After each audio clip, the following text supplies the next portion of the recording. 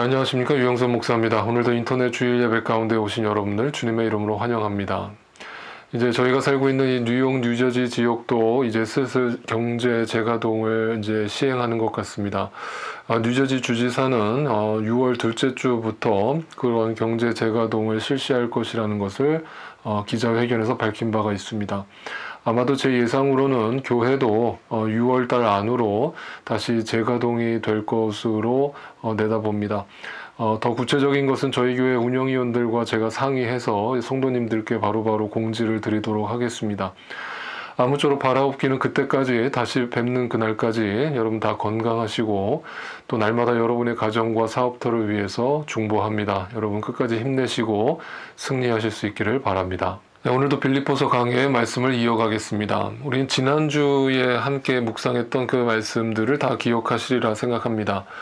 지난주 말씀 18절 말씀을 우리가 다시 한번 확인을 해보면 내가 여러분에게 여러 번 말하였고 지금도 눈물을 흘리면서 말하지만 그리스도의 십자가의 원수로 살아가는 사람들이 많이 있습니다. 라고 사도 바울이 권면을 했습니다. 자, 그런데 이 십자가의 원수들의 특징이 뭐라고 그랬습니까? 제가 세 가지로 말씀드렸었죠. 그들의 결론은 멸망이라고 그랬습니다. 마지막에 대반전이 일어날 거라고 그랬죠. 그런데 첫 번째 특징은 배를 자기네 하나님으로 삼는다고 그랬죠. 그것은 모든 인간의 욕망을 상징하는 것이고 그 욕망이 자라서 죄가 되고 그 죄의 결과 열매는 사망이다. 두 번째 특징은 자기네 수치를 영광으로 삼는 것이다 그랬죠. 그 수치는 부끄러움, 자신의 죄의 실체를 가린 채 그럴싸하게 괜찮은 척, 깨끗한 척, 의로운 척, 착한 척 하면서 살아가는 사람들을 얘기하는 거죠. 그래서 그것을 영광으로, 자기의 영광으로 삼았다 이 말이에요. 그런데 그 모든 특징이 뭐라고요? 네, 땅의 것만을 생각하는 것이라고 얘기합니다. 한마디로 그 땅의 것을 생각한다는 것은 그들의 시선이 땅에 고정되어 있다라는 것을 말한다고 그랬죠. 자, 그런데요, 여기서 끝나지 않고 사도 바울은 계속 말을 이어가는데요. 땅의 것만을 생각하는 십자가의 원수들이 교회 안에 있는데 그럴싸하게 믿는 척하면서 자신을 숨긴 채 살아가고 있는데 그들과 달리 목표점, 표대를 바라보고 달려가는 사람들은 어떤 사람들인가를 이제 비유적으로 비교를 해서 이제 설명을 합니다. 그게 이제 오늘 본문의 시작이에요. 그러니까 땅의 것만을 바라보는 것이 십자가의 원수다. 이 전제하에 그렇지 않은 사람들의 삶은 어떻게 살아가는가를 오늘 말씀을 통해서 확인해 보실 수 있기를 바랍니다. 자, 오늘 본문 20절을 여러분 다시 읽어보겠습니다. 그러나 우리의 시민권은 하늘에 있습니다. 잘 보세요. 그러나라고 하는 접속사가 나왔죠. 그러면 앞에 십자가의 원수로 살아가는 사람들의 이야기를 하다가 그거에 반대되는 이야기를 한다는 뜻이잖아요. 그 반대가 뭐예요? 시민권이 어디에 있는가를 알고 사는 사람들이 있다는 거예요. 그런데 여러분, 당시에 지금 바울이 살고 있었던 그 시대가 어떤 시대입니까? 네, 로마 제국 시대란 말이에요. 그러면 그 시대 속에서 가장 강력한 어떤 자신의 명예라고 생각할 수 있는 신분의 변화는 뭐겠어요? 로마 시민권자가 되는 거예요. 그러니까 로마 시민권을 가졌다라는 것은 엄청난 특권인 거예요. 이거는 정말 어디 가서든 다 통용하는 거죠. 다 되는 거예요. 모든 게 다 되는 거예요. 근데 그거를 자랑하는 사람들이 있더라 이 말이에요. 그것을 마치 대단한 업적을 이룬 것처럼 그것을 뿌듯하게 생각하는 사람들이 있더라는 거죠. 그러니까 사도 바울이 정말 로마 시민권자가 되는 게 그렇게 중요합니까? 그렇게 대단한 겁니까? 그렇게 엄청난 일을 한 것입니까? 우리의 시민권은 저 하늘에 있다는 거 잊으셨습니까? 이 로마 시민권자하고는 비교도 안 될 신분의 변화가 우리에게 이미 주어졌다라는 걸 잊으셨습니까? 왜 땅의 것만을 생각합니까? 왜 땅에서 시민권자가 되지 못해서 안달입니까? 네, 우리는 이미 천국의 하늘의 시민권자가 되지 않았습니까? 라고 얘기하는 거죠. 한마디로 이 얘기는 뭐겠습니까? 우리 크리스찬들, 구원받은 성도와 교회의 정체성을 말하는 것이죠. 자, 그러니까 이렇게 정리합시다. 여러분, 십자가의 원수로 살지 않는 사람들의 특징, 땅의 것만을 바라보지 않고 자신의 시민권이 어디에 있는가를 늘 기억하는 분명한 아이덴티티, 정체성을 가진 사람이라는 거죠. 여러분은 다 천국에 속한 사람이고 하늘에 속한 사람이라는 거예요. 이 땅에 속한 사람이 아니라는 거예요. 그러니까 이 땅에 붙잡혀서 살지 말라는 뜻인 거죠. 네, 그래서 이 땅에 다시 말씀드려 현실의 삶을 부정하라는 말이 아니라 이것이 전부가 아니고 우리의 진짜 시민권은, 우리의 진짜 아이덴티티는 저 하늘에 속해 있다라는 걸 늘 기억하고 살라는 뜻입니다. 여러분 지금 마음속으로 다시 한번 여러분 한 5번만 외쳐보세요. 나의 시민권은 천국에 있다. 나의 시민권은 천국에 있다. 5번만 외쳐보세요. 네. 네, 외치셨습니까? 여러분 이거를 마음속에 늘 새겨보세요. 이것이 얼마나 중요한 우리의 정체성인가를 절대 잊지 마세요. 절대 잊지 마세요. 네, 사탄은 그 정체성을 흔들어 놓으려고 오늘도 우리를 공격할 것입니다. 두 번째, 그곳으로부터라고 하는 단어를 주목해 보십시오. 여러분 이 그곳으로부터라고 하는 것은 어디론가부터 뭔가가 온다는 뜻인데 그곳이 어디겠습니까? 네, 앞에서 얘기한 하늘인데 그 하늘을 더 구체적으로 표현하면 예수님이 십자가에서 죽으시고 부활하셔서 하늘로 승천하신 뒤에 어디로 가셨어요? 하나님 아버지의 보좌 우편에 앉으셨어요. 그 우편은 뭘 상징한다고 그랬어요? 하나님의 권위, 하나님의 능력, 하나님의 주권을 상징한단 말이에요. 그게 하나님 나라예요. 그러니까 예수 그리스도가 그 오른쪽에 앉아 계시다가 마지막 때가 되어서 그 자리에서 벌떡 일어나서 다시 이 땅에 오실 것이다 라는 것을 예언하신 거예요. 그러니까 그곳으로부터라고 얘기하는 것은 어디를 얘기하는 거겠어요? 네, 하늘 보좌 우편으로부터 이렇게 얘기하는 거죠. 그 하늘 보좌 우편은 뭘 상징한다고요? 네, 그것은 하나님의 우리의 구원자가 되시는 능력과 권위를 상징하는 것이면서 동시에 심판자로서 오신다라는 것을 나타내는 겁니다.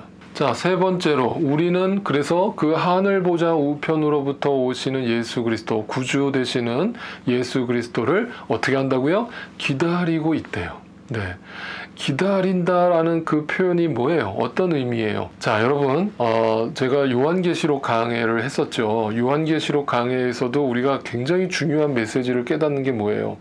요한계시록은요 무시무시한 책이 아니에요.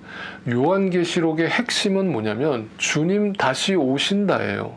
주님 다시 오시니까 현실의 삶이 아무리 고통스럽다 하더라도 아무리 괴로워도 견뎌라, 버텨라, 승리해라, 끝까지 그 하늘 보좌 우편을 바라봐라, 너희의 시민권이 어디에 있는가 잊지 말아라, 이 얘기를 하는 게 요한계시록이에요. 그러니까 요한계시록의 최초의 수신자였던 로마 교인들은 그 요한계시록을 읽으면서 무슨 마음이 들었겠어요? 네, 막 두려워서 벌벌 떨었겠어요? 아니에요. 그걸 읽어 내려가면서 마음에 엄청난 위로가 되는 거예요. 왜 위로가 됐겠어요? 주님 다시 오신다라는 그 약속을 다시 한번 확인시켜 주니까 하늘의 분명한 계시를 통해서 주님 다시 오신다라는 걸 분명히 보여주니까 그 고통 가운데 있던 정말 엄청난 환난과 핍박 가운데 있던 초대 교인들한테는 그 요한계시록이 엄청난 위로가 됐던 거예요. 자, 그러면 마찬가지예요. 여러분, 그 천국의 소망, 주님 다시 오실 것에 대한 소망을 갖고 사는 우리 크리스찬들은 그 자체로 위로가 되는 거예요. 이 땅의 삶이 끝이 아니라는 거예요. 여러분의 그 배고픔과 가난의 삶이 끝이 아니라는 거예요. 죽음이 끝이 아니라는 거예요. 그러니까 그날을 우리는 학수고대하는 거예요. 간절히 원하고 바라고 기다리는 거예요. 그래서 여러분, 그 초대 교인들의 삶을 우리가 또 사도행전에서 봤었잖아요. 사도행전에서 2장에 보면 초대 교인들이 특별한 행동을 하잖아요. 유무상통, 뭐예요? 자신의 물건을 자신의 것이라고 여기지 않고 성도들과 나누고 이웃들과 나누는 거예요. 다 서로 교환하고 물물 교환하고 나눠주고 다 비우는 거죠, 자신의 삶을. 여러분 이런 행동들을 보면서 이게 어떻게 가능할까 생각을 해봐요. 오늘날 어떤 교회가 이렇게 사나요? 어떤 크리스찬들이 이렇게 사나요? 어떤 목회자가 그렇게 사나요? 그런데 가만히 생각해 보면 어떻게 그렇게 살 수 있었는가의 이유는 딱 한 가지예요. 뭐예요? 네, 주님 다시 오실 것에 대한 분명한 확신이 있었기 때문에 이 땅의 삶에 매여 있지 않은 거예요. 여러분 이 말이 이해가 되셔야 돼요. 주님 다시 오신다라는 확실한 믿음이 있는 사람이 이 땅에서 내 거 하면서 살까요? 네? 그거 조금 나누면 어때요? 그거 좀 나누면서 살면 안 돼요? 왜 자꾸 내 창고에다가 쌓아두려고만 하는 거예요? 네. 왜 그것을 하나님 나라의 복음을 위해서 쓰지 않냐고요? 그거 다 아껴뒀다가 어디로 가져가려고 그러는 거예요? 자식한테 물려주려고 그러는 거예요? 여러분 제발 좀 크리스찬은요 그 사고방식을 버려야 해요. 네.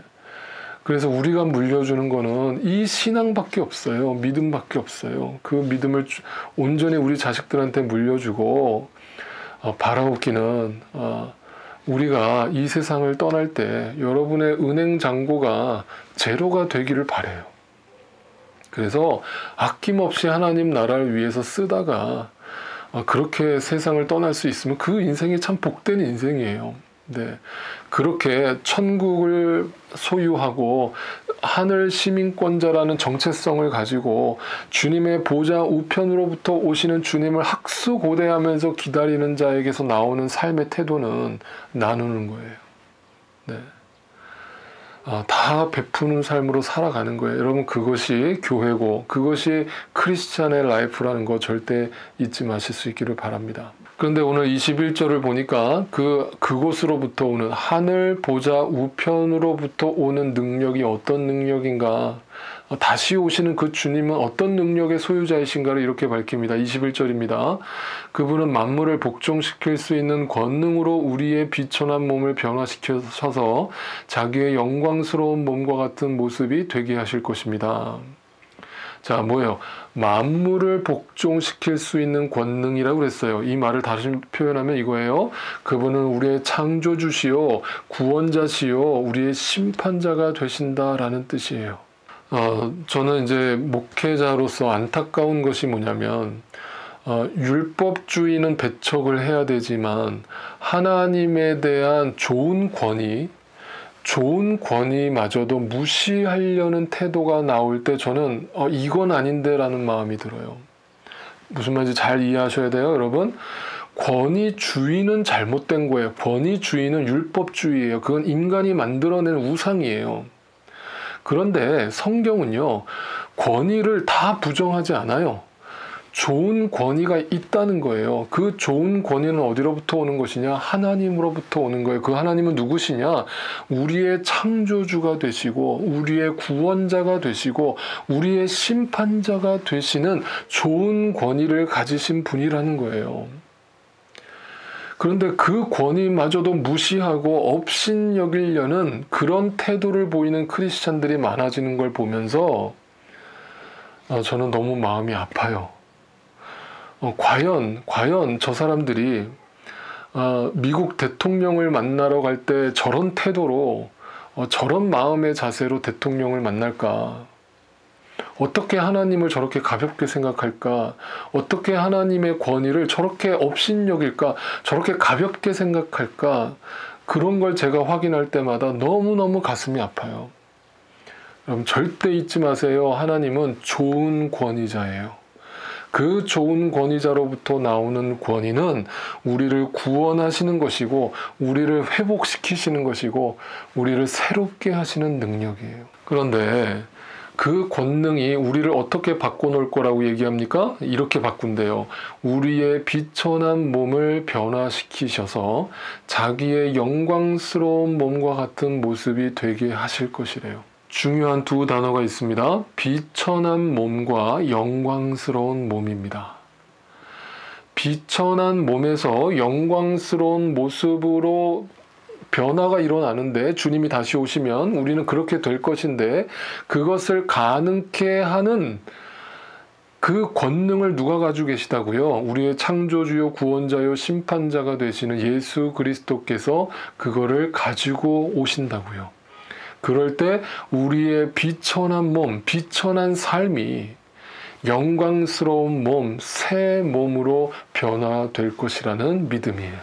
여러분, 우리 크리스찬들은요, 재난이 일어나거나 이 세상에 여러 가지 환경적으로 우리의 정말 숨이 막히는 듯한 이런 어려움이 닥칠 때, 전 세계적인 어떤 위협이 닥칠 때 우리는 분명히 뭔가를 보고 행동을 하는 사람이어야 하는데, 그걸 뭘 보는 것이냐. 결국 우리의 모든 삶은요, 비천한 몸에 불과하다는 것을 다시 깨닫게 되는 거예요. 여러분, 코로나 바이러스로, 눈에 보이지도 않는 바이러스로 전 세계 30만 명이 넘는 사람들이 목숨을 잃었습니다. 지금 지구촌은요, 전 세계가 다 장례식장이 돼버렸습니다. 그것을 사람들은 애써 보지 않으려고, 잊으려고, 날씨가 좀 풀리고 사회적 거리두기 운동이 좀 풀리니까 경제에다만 포커스를 맞추고, 또 자신의 어떤 유흥과 쾌락을 위해서만 포커스를 맞추려는 인간의 못된 죄성이 또 나온단 말이에요. 근데 이 경고의 메시지는 분명하단 말이에요. 인간이 비천한 몸이라는 걸 깨닫게 하시는 거예요. 아무것도 아닌 거예요. 흙이고 땅에서 나오는 먼지고 티끌인 거예요. 그런 존재라는 것을 우리가 깨달아야만 그 순간에 우리는 어떻게 되는 거예요? 이 땅의 것을 버리게 되겠죠. 이 땅의 것에 매여서 살지 않게 되겠죠. 그러면 하늘을 바라보겠죠. 자신의 정체성, 아이덴티티가 무엇인지를 확인하겠죠. 그리고 날마다 우리를 영광스러운 몸으로 변화시켜 주실 그 주님의 능력을 의지하여서 주님의 군사로서 이 영적 전쟁을 날마다 싸워 나가겠죠. 여러분, 지난 주간에 어떤 영상을 보다가 제가 너무 가슴이 메어지고 정말 눈물을 흘렸어요. 근데 그 영상 하나가 정말 저한테 많은 메시지를 던져주고 있었어요.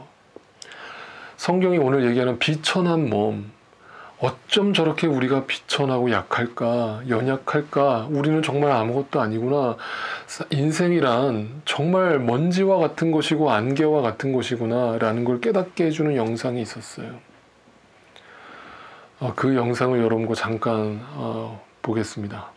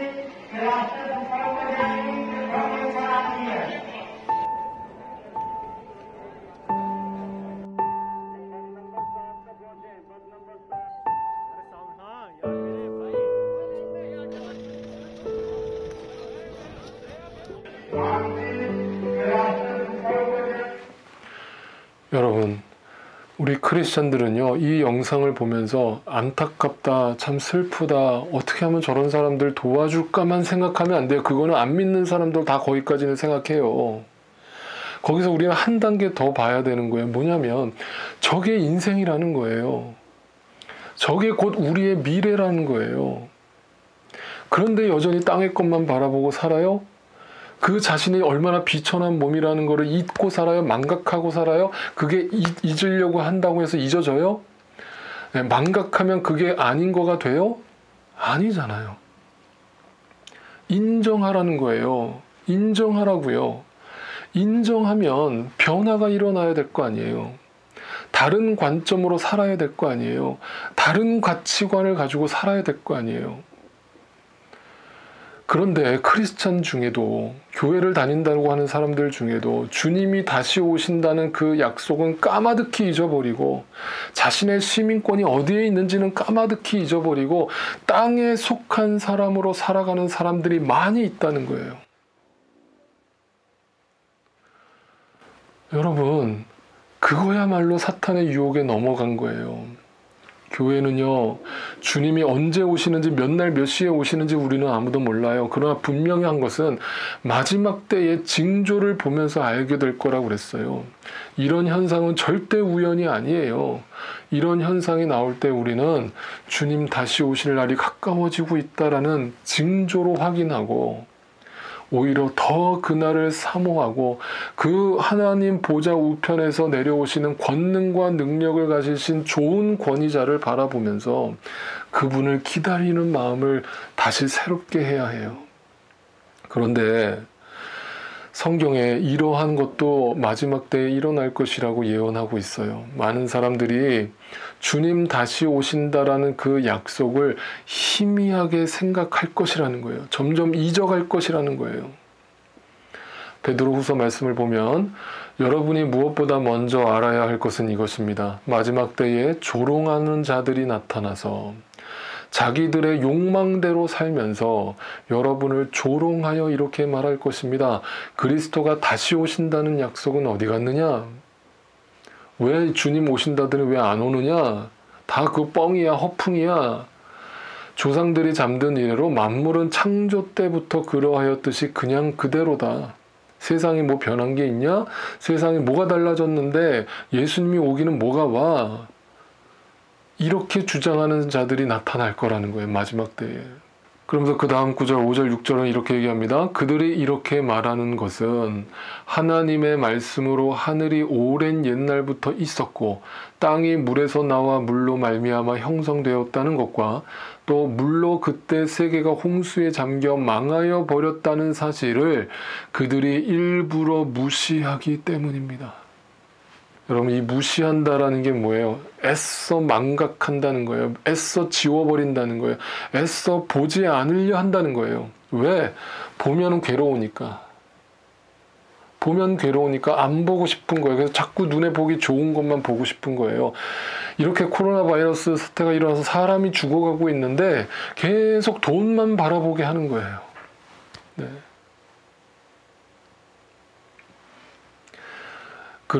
그런 삶에 붙잡혀 사는 사람들이 되지 말라는 거예요. 그런 시대적 흐름이 바로 마지막 때의 징조라는 거예요. 그래서 예수님께서는 마태복음 24장에서 마지막 때에 일어날 징조를 예언하시면서 이런 말씀하셨죠. 노아의 때와 같이, 노아 홍수 때를 얘기하죠. 이 인자가 올 때에도 그러할 것이다. 홍수 이전 시대에 노아가 방주에 들어가는 날까지, 심판이 이루어지는 전날까지 이 말이죠. 사람들은 먹고 마시고 장가가고 시집가며 지냈다. 여러분, 제가 지난번에도 이 말씀 설교한 적이 있죠. 여러분, 도대체 마지막 때에 장가가고 시집가고 먹고 마시는 게 뭐가 그렇게 큰 죄인가요?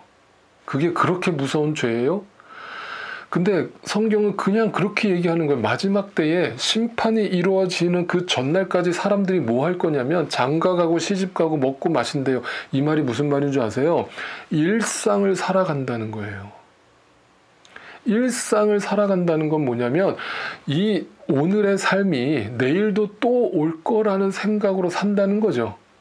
네, 그러니까 주님 다시 오신다는 약속은 까마득히 잊어버리고 그냥 오늘 주어진 땅에 속한 삶만 열심히 살고 있다는 거예요. 반복하면서 그게 전부인 줄 알고 그게 마지막 날의 모습이라는 거예요. 노아의 홍수 때도 똑같았다는 거예요. 그런데 그 뒤에 이렇게 얘기하죠. 홍수가 나서 그들을 모두 휩쓸어 가기까지 그들은 아무것도 알지 못하였다. 인자가 다시 올 때도 그러할 것이다. 자, 그러면 사람들이 이렇게 또 질문할 거예요. 그러면 도대체 언제 오시는 겁니까? 왜 이렇게 2000년이란 시간이 지났는데도 왜 안 오시는 겁니까? 빨리 좀 오셔서 이 땅을 좀 새롭게 하시고 우리 구원받은 자들 하나님 영광스러운 몸으로 변화시켜 주시죠. 왜 그 복을 빨리 안 주시는 겁니까? 거기에 대한 해답도 베드로후서에서 이렇게 답을 주고 있습니다. 베드로후서 3장 8절 9절 말씀에 사랑하는 여러분, 이 한 가지만은 잊지 마십시오. 잊지 마십시오. 꼭 기억하십시오. 이 말이죠. 주님께는 하루가 1000년 같고 1000년이 하루 같습니다. 이 말은 뭐예요? 주님은 영원한 시간 속에 사신다는 거예요. 그러니까 인간의 시간으로 하나님의 영원한 시간을 판단하지 말라는 거예요. 우리의 크로노스의 시간으로 카이로스의 하나님의 시간을 판단하지 말라는 거예요. 어떤 이들이 생각하는 것과 같이 주님께서는 약속을 더디 지키시는 것이 아닙니다. 도리어 여러분을 위하여 오래 참으시는 것입니다. 하나님께서는 아무도 멸망하지 않고 모두가 회개해서 구원받기를 원하신대요. 바라신대요. 하나님 아버지의 마음을 아시냐고요. 여러분, 성경을 제대로 읽어보셨냐고요. 성경을 읽었다면 그 속에서 그 하나님 아버지의 마음, 오래 참으시고 기다리시는 하나님의 마음을 읽으셨냐고요. 그랬다면 어떻게 왜 그런 주님 오신다고 그러더니 왜 이렇게 안 오세요? 라는 말을 할 수 있으며 어떻게 눈에 보이는 것이 전부인 것처럼 살 수 있냐고요. 교회 안에 있으면서 어떻게 십자가의 원수 같은 삶을 살 수 있냐고요. 그럴 수 없다는 거예요. 그래서 사도 바울은 다시금 간곡히 눈물을 흘리면서 성도들에게 권면합니다. 오늘 본문 4장 1절입니다.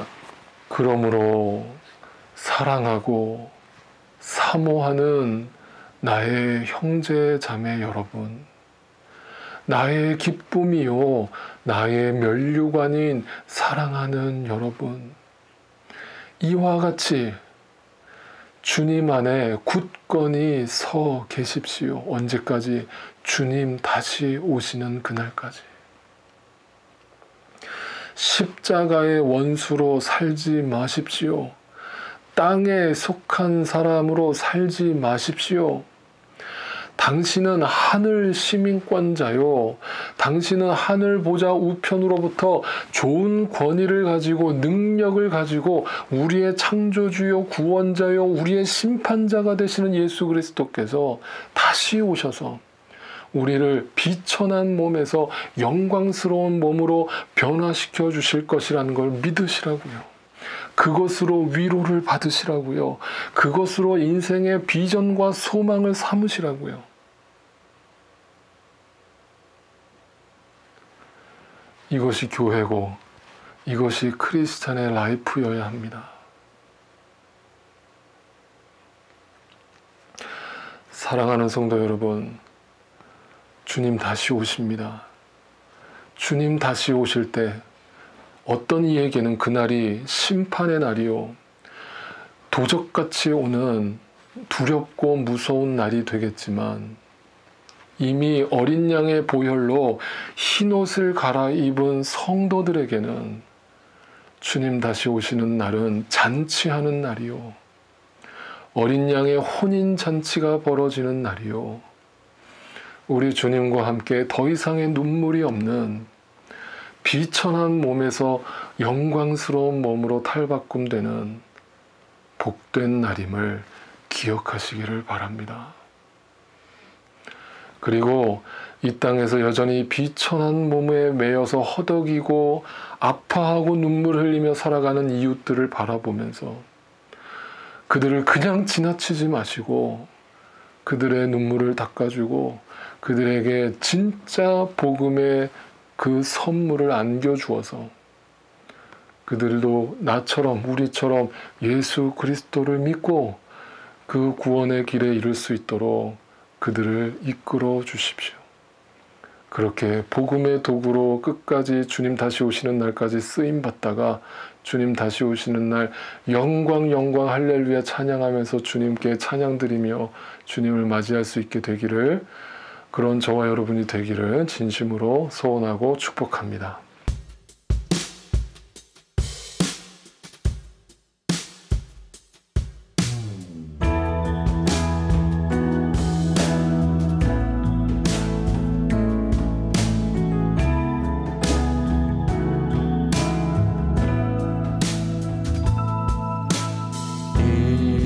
이곳에 생명샘 솟아나 눈물 골짝 지나갈 때 머잖아 열매 맺히고 웃음소리 넘쳐나리라. 이곳에 생명샘 이곳에 생명샘 솟아나 눈물 골짝 지나갈 때 머잖아 열매 맺히고 웃음소리 넘쳐나리라. 꽃들도 구름도 바람도 넓은 바다도 찬양하라 찬양하라 예수를. 하늘을 울리며 노래해 나의 영혼아 은혜의 주 은혜의 주 은혜의 주. 그날에 하늘이 열리고